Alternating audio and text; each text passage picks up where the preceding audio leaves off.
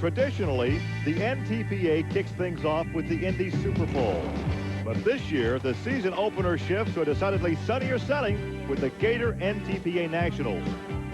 The four-wheel drives with their 500-plus cubic inch mountain motors will be the first to attack the sandy soil in Naples, Florida. In this sport, you don't take things too lightly. So don't expect the action to be any less super.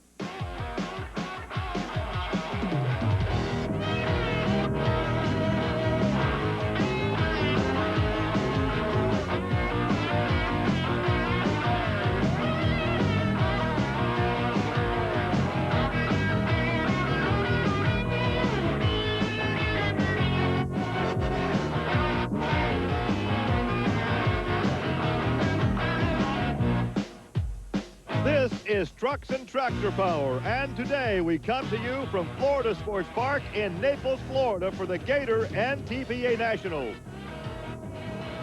This event, the Gator NTPA Nationals, actually replaces the old Indy Super Bowl. Now, for a puller to get qualified, he must be a top 10 finisher in his class or a reigning regional or national champion. Now, of course, the roots of pulling are deeply seated in the rural Midwest of the country, so we're not sure how this event might play on the edge of the Everglades. It's a long tow to the south of Florida here in Naples, but I tell you what, these big dogs don't want to go away empty-handed. Here with more in today's competition is Army Armstrong. Paul Holman in a four-wheel drive pulling category has literally struck fear in the competitors, as 4 of the last 6 years he's been the man to beat, winning the NTPA National Championship. But he's won that championship relying on brute Steve Schmidt horsepower.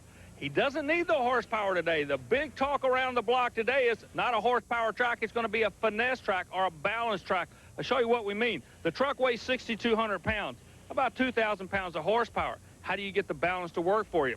What you do not want to do is to get these four-wheel tires spinning so fast that they pick up sand and throw it in front of the buckboard of the sled. The truck weighs 6,200 pounds. The sled weighs 4,200 pounds. That's going to be tough enough to pull as it is. But if you start throwing sand in front of the buckboard or the sled, you have to pull that weight too. The one thing that all the drivers know, you got to figure out a four-corner offense with a four-wheel drive truck today. If you don't, you're going to be in trouble for sure. In Naples, Florida, the drivers call this the sand pit. The track facts, the track width 40 feet, 300 feet in length, and the sled weighs 42,000 pounds, but this is a very sandy surface. And the first up is Larry Smith, and here's Army with track conditions. Gary, the drivers walking behind me are all looking down at the track. What are they looking at? They're looking at nothing more than a sandy surface. Normally, this area that we're in right now is under about 3.5, 4 feet of mud. This is the same area where they have the swamp buggy races, but they drained the lake and all the water out of here. But what was left was nothing more than old Florida sand. And again, I want you to look at my hand here because there's no moisture in the sand to make it pack. And these guys are worried to death. Nobody thinks they're going to be able to put the horsepower down on the track today. So that tells me one thing. It's going to be a thinking man's track. You're going to see guys, I believe, before the day's over, actually killing horsepower trying to get the sled on the other end. It could be the toughest 300 feet they got to pull on all year long. We're going to find out who can figure this thing out. Back to you, Gary. I'll put the suntan lotion on as we introduce you to these sled cams. Some great shots from Florida Sports Park. And our first puller, the lean meat machine out of Holland, Michigan. This is Larry Smith. Gary, we get a look at a unique camera angle. It's mounted right over the top of the weight transfer box where the weight actually moves forward on the sled. NTPA official throws a green flag out. Now, not like other forms of racing where you attack the track. Everybody's watching this turkey farmer to see if he can figure this thing out. We're going down the track at one rate. The weight goes forward at another rate. The truck's pulling at another rate, 300 feet. Let's see if he can figure it out, Gary. 1991 Chevy S10 with a big 620 cubic inch Chevy power plant. 300 feet. Let's see now. Wow, look how it settles. Look at the tires, how they all pour. We talked about the four-corner offense. Those guys literally dug in, Gary. 284 and 10 for Larry Smith out of Holland, Michigan. 284.10. And once again, grave concern over this track and how this track will tear up. Exactly. In the opening, I talked about finesse. It's hard to believe in a sport of brute horsepower. You actually do have to be a little finesse-minded. What you got to do here is not let the truck bounce. If it bounces, it digs in. If it digs in, it kills forward motion. And that's what all these guys are just scared to death of. They're going to dig in the end. like he did. Larry, the word we get's a 284 and 10. What's it like out there? Everybody's watching you to see what's going to happen. It's a sand track. It's really loose. There's hardly any traction out there, but I'm pretty happy. I thought that was a good run, the last run. But we'll just have to wait and see if anybody else beats it or not. More fun from the Naples Sandbox coming up on Trucks and Tractor Power.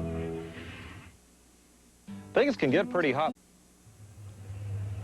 Welcome back to Trucks and Tractor Power at the Gator NTPA Nationals from the Florida Sports Park in Naples, Florida.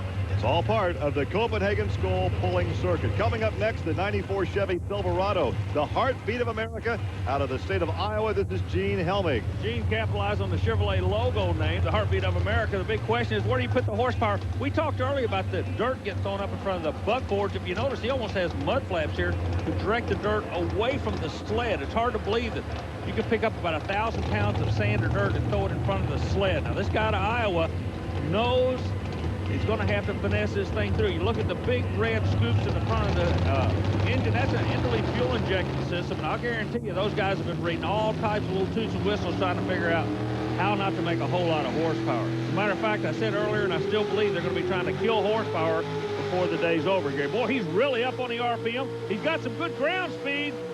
He needs a 284-10. Got a motor going away. He's killing that horsepower I was telling you about, but it's an awfully expensive way to do it. He is hurting that motor big time.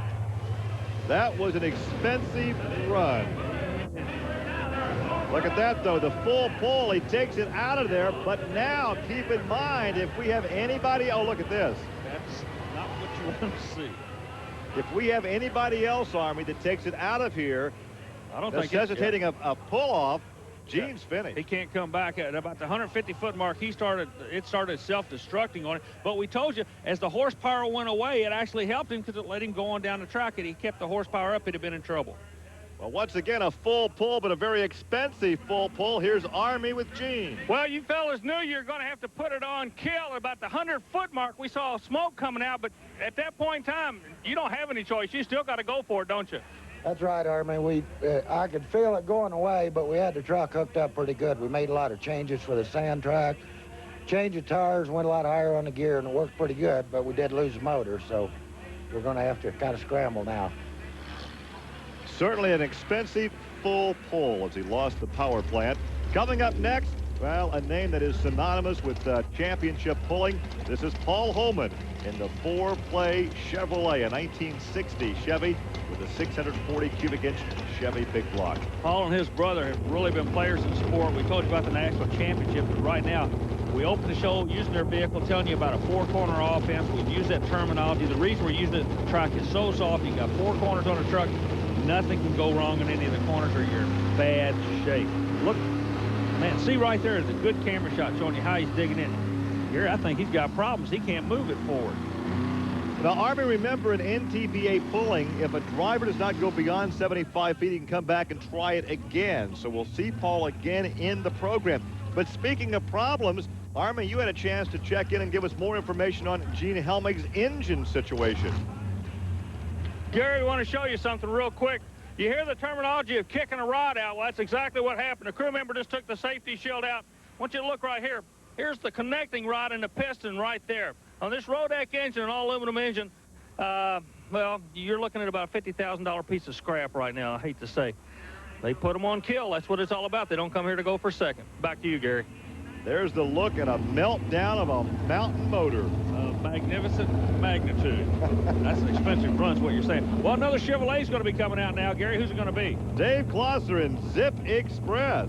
That's a 1988 Chevy S10 with a 598 cubic inch Chevrolet power plant. You know, Dave has got to be sweating BBs. He's watching everybody in front of him. If I were going to be a player in this game, I would have been watching the 4-play truck of the Hallman brothers. He didn't get the run he wanted. He's going to be coming back later in the competition, but how do you adjust? What do you do? Where do you go? Where's the center baseline here? We go on board with the camera, watching the weight box go forward past the NTPA official on a 40-foot wide track. They've widened this track 10 feet wider than normal in order to give these drivers a chance to find a place to put the horsepower. The left side of the track looks like it's working. He's muscling it down on the other end, Gary. Oh, close. close, but no cigar for the veteran from Alexandria, Indiana. He falls short. Look at the front wheels mired in that sand. 294.10. That would be second best, but that would be also the first loser, right? No, because the guy in front of him was next to last. We've been through this before. Oh, no. The Zip Express looks good. The CPEC tires bit into the injector work. But we go back over to the Holman brothers, and sure enough, the left front axle was broken. So they've got about 10 minutes to get this axle back together. Well, Dave Closser out of the Hoosier state of Indiana. Let's go down trackside and visit with him. Army? Well, you did what you had to do. This track does not look like it's going to get a bit better today. I would much rather be where you were than the guy behind you. Yes, I agree with that, Army. We moved over into some fresh dirt, and I think that may have been what gave us a little edge on some of them. Here at Florida Sports Park, we've seen the sipping hole do some damage in the swamp buggies, but today, these guys are digging their own graves in the sand from Naples, Florida. We're coming right back. Stay with us.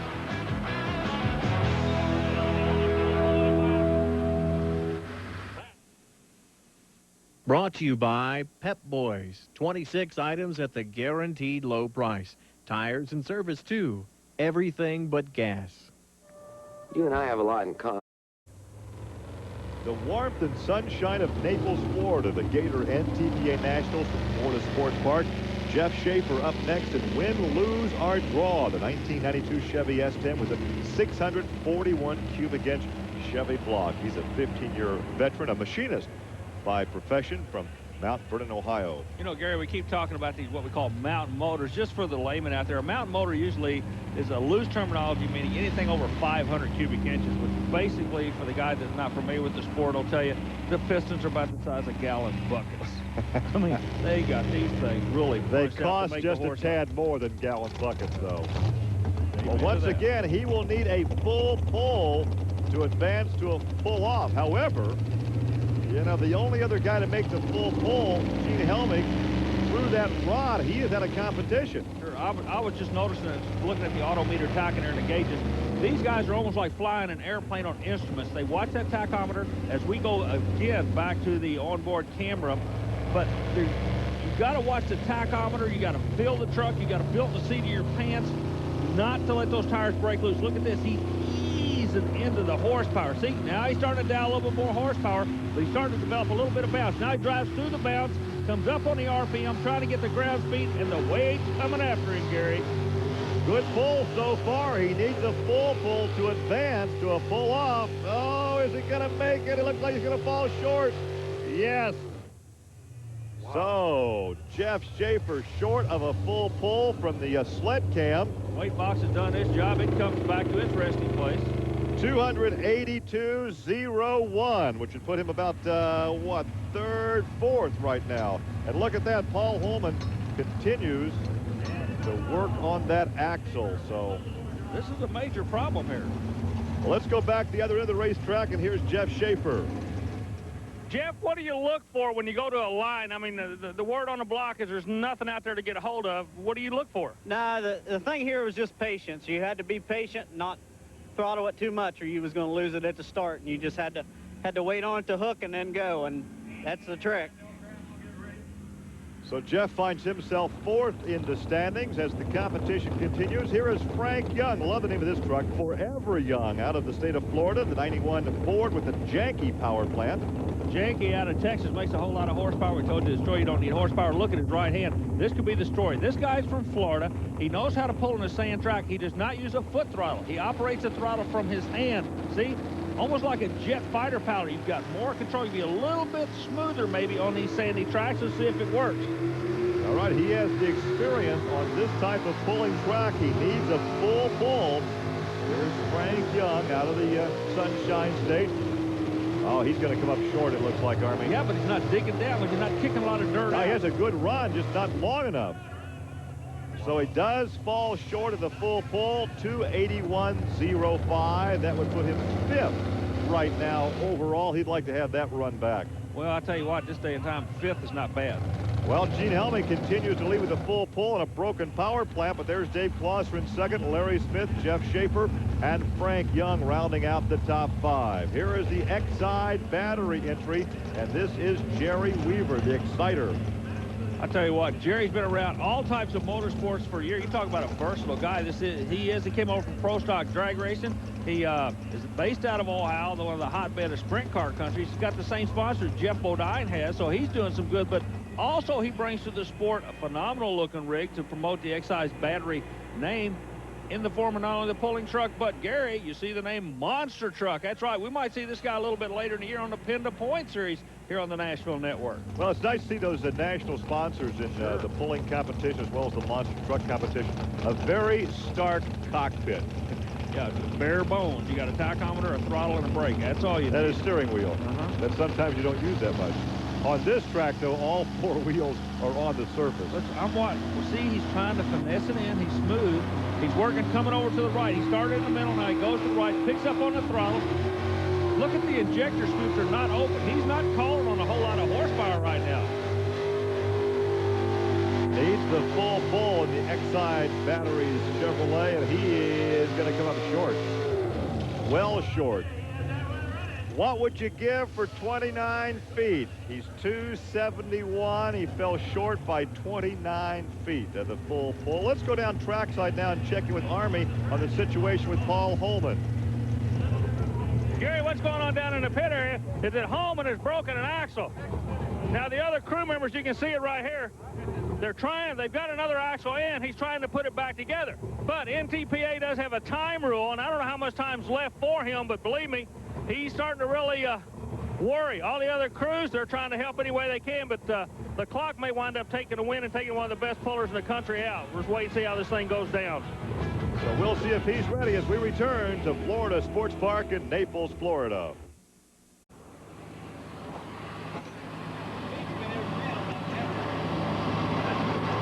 You got one shot, Paul. Make her count. Yeah, they might take the jack out.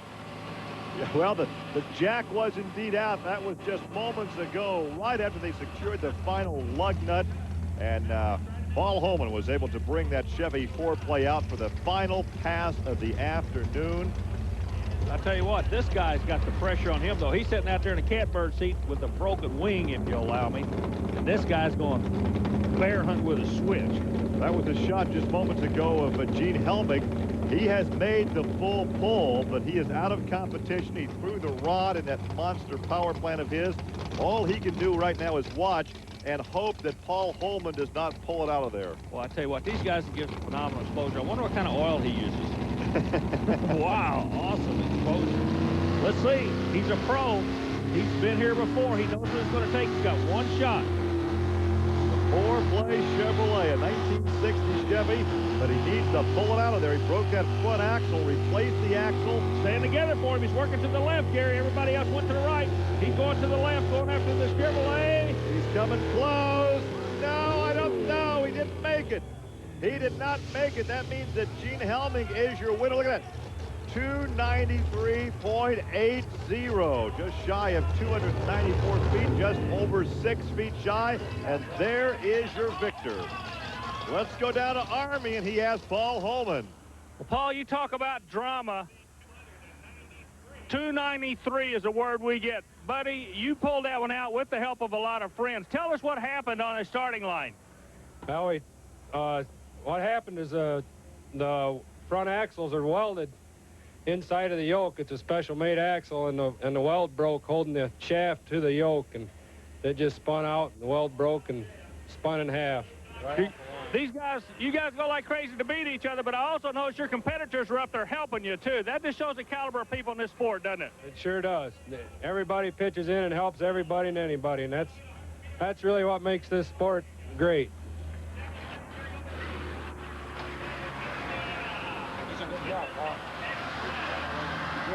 Thanks. I owe this guy right here. Well, Gary, you got good days and bad days. A lot of smoke, kicked the rod out the side, but you were the guy that held on for the win on this thing. That's, you know, how do you like it? Happy or you sad? Well, like you said, Irma, we had a good day and a bad day. We won the pull, but we lost the motor on it, so we got another motor at home, and we're going to call and get them on the way down here with it. So we got another event up at Pensacola next weekend, so I don't think we can make her by tomorrow. Did you think that anybody would be able to make a full pull once you pulled on the track? there was a chance of it, but our truck, if you drive it right, I mean, we do pretty well on a track like this. And this is not a real power track, but I drive the truck about 125 foot with the brakes on, 75, 80 foot with the clutch, both, riding them both on a soft track like this, and this is not a good track. Numbers had a lot to do with it today. We had an early number. When Larry moved over, we'd already moved the sled over for our hook, and then he rehooked, so we had to move again. But we came out all right, other than the motor. There's your winner of the Gator NTPA Nationals for Army Armstrong. I'm Gary Lee. We'll see you next week on Trucks and Tractor Power. Now here's news and an exciting video release from Diamond P Sports. What could follow the 3 volumes of Diamond P's and They Walked Away series? A 4th, and They Walked Away 4, like its predecessors, captures the most perilous moments in recent motorsports history. Unmerciful tumbles, unbelievable flips, falls, and fires, and in every harrowing incident, the driver beats the odds. Once again, man and machine test their mettle through mayhem in over a dozen motorsports disciplines. You can't find this video in stores. You can't rent it. And anyone who has it won't let you beg, borrow, or steal it. Then how do you get your own copy of it and They Walked Away 4? Call 1-800-652-8686 or send $24.95 plus $4 shipping and handling to the address on your screen. 1-800-652-8686 or charge it on your Visa, MasterCard, or Discover card. Call 1-800-652-8686. 1-800-652-8686 or charge it on your Visa, MasterCard, or Discover card.